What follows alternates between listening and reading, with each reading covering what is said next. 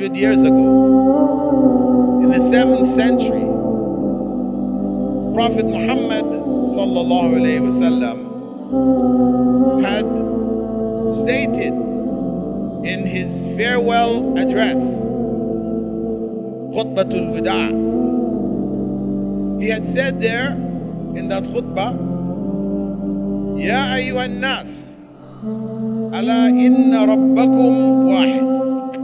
O people, your Lord is one. Wa inna abakum wahid, and your father is one. Ala la fadla li arabiyyin ala a'jamiyyin. By Allah, there is no superiority of an Arab over a non-Arab. Wala li'ajamiyyin ala arabiyyin, or for a non-Arab over an Arab. Wala li'ahmarin or ahmara ala aswada, and there is none for whites over blacks. Wala li aswada ala ahmar, nor for blacks over whites. Illa bit taqwa, except based on the fear of Allah. This statement 1,400 years ago is a statement of civil rights, a statement of equality, which was only reached by Western civilization in the 19th and 20th centuries. So we have a different background.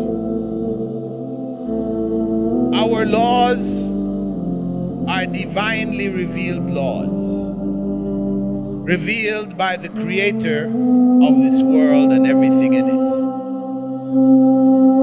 That khutbah or speech which Prophet Muhammad ﷺ gave as his farewell speech 1,400 years ago, you will not find in any civilization from the 7th century all the way up until the 20th century where a clear statement of equality and opposition to nationalism and tribalism is there. You will not find it.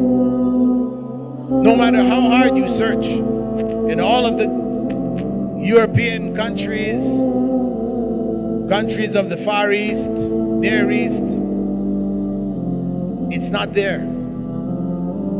And the reason why it was there at a time when nowhere else in the world was this said is because it is revelation from Allah subhanahu wa ta'ala. That's why it could be found 1,400 years ago when nobody in the rest of the world was thinking about this. So when we look at the issues of feminism, we have to look at them from this perspective, that Islam has already given us the foundations for women's rights. They're all there. Women's rights which benefit them, they're all there.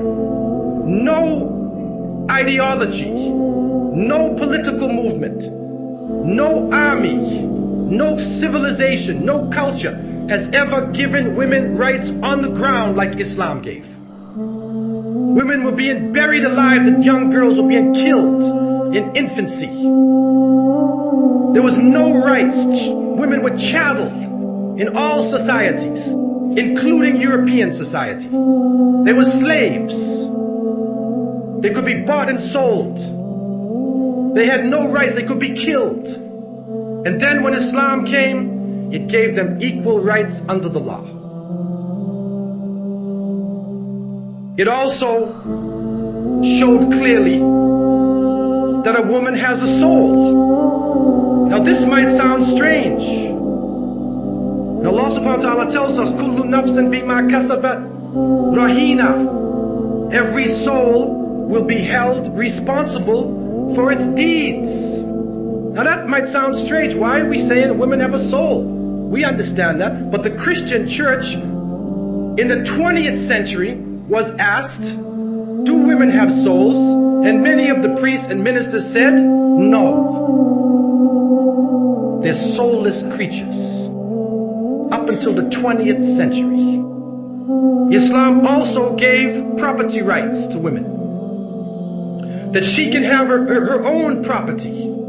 That the mahar, this dowry, which is supposed to be an amount of wealth that has some meaning to it, not necessarily something just symbolic, not a trifling thing, not a bribe for the father, but something which is of meaning. That is the property of the woman. And Islam established these property rights. And so, up until today, she has the right to her own property. And she has the right for her own bank account. She doesn't have to put her money in her husband's account. It also said she doesn't have to take the name of her husband. She keeps her own family name. She has her own father and her own mother. But the reality is, the constant stress in this is on independence. That these are two individuals who are married together, zawjain. When zawj is being used, it is a companion. It is zawjain, two companions who complement each other, whose qualities should not be struggling and fighting against each other, but should be complementing each other.